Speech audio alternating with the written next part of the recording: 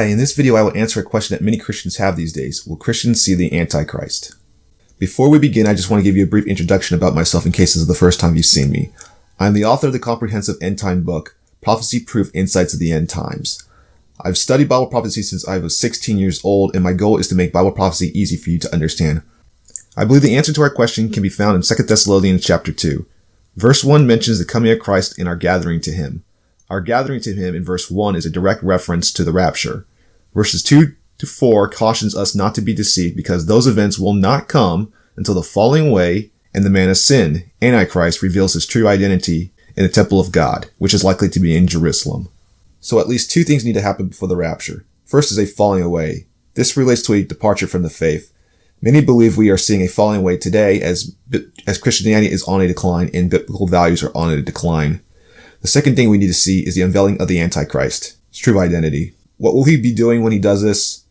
Verse 4 tells us Antichrist will blaspheme God in the temple of God and will claim to be God.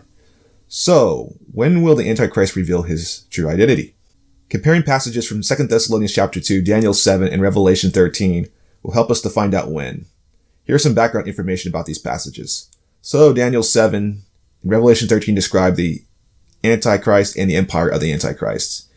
Daniel 7:8 characterizes Antichrist as a little horn in the early stage of his career, which indicates he's starting from relatively humble beginnings. So Antichrist is not going to be starting his career as some elite leader who's well known and all that. It's not going to be that way. He's actually going to be relatively small compared to other leaders in the world. Revelation 13:4-6 indicates that Antichrist will utter blasphemies against God and will be the object of the world's worship. This parallels 2 Thessalonians 2, 3, and 4, which describes Antichrist blaspheming God and demanding to be worshipped as God. So when we take 2 Thessalonians chapter 2, Daniel 7, and Revelation 13 together, we see that Antichrist will begin a 42-month war with the saints and blaspheme God when he reveals his true identity to the world. So here we have Revelation 13, 6, and 7. We have him blaspheming God, and here's he starting a war with the saints. And he's given power for 42 months. Daniel 7 talks about him blaspheming God and having a war with the saints. And it's given, the saints are given to his hand a time and times of dividing time, which is basically the same as 42 months. 2 Thessalonians chapter 2, verse 3 and 4 talks about Antichrist declaring him blaspheming God and declaring himself as God. So we just see here that when he identifies his true identity to the world, you're going to see him blaspheming God and persecuting people. So we need to find out when Antichrist will begin to blaspheme God. Let's take a look at an important event that will take place at the midpoint of the 7th week of Daniel, which others call the tribulation. I like to use the term 7th week of Daniel. Others will use the term tribulation. You can think of them as one and the same. So the Antichrist will begin to demand worship of the world and blaspheme God at the start of the 42-month war with the saints.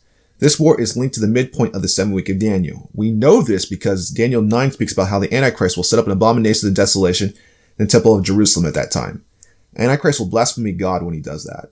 Matthew 24 records Christ warning those alive at that time to flee because the great tribulation, the greatest persecution in history, will begin immediately afterwards. So the answer to our original question, will Christians see the Antichrist? The answer is yes. Christians will see a lot of the Antichrist. Antichrist will not reveal his identity to the world until the midpoint of the 7th week of Daniel. The implication of all this is that Christ may not come until at least the midpoint of the 7th week of Daniel, given that 2 Thessalonians 2 suggests that his coming will not occur first until the falling away and the unveiling of the man of sin, the unveiling of the Antichrist. You can learn much more about the end times by getting a copy of my book, Prophecy-Proof Insights of the End Times. It's available on Amazon in paperback and on Kindle. It's truly a comprehensive book about the end times that contains insights you're unlikely to find anywhere else.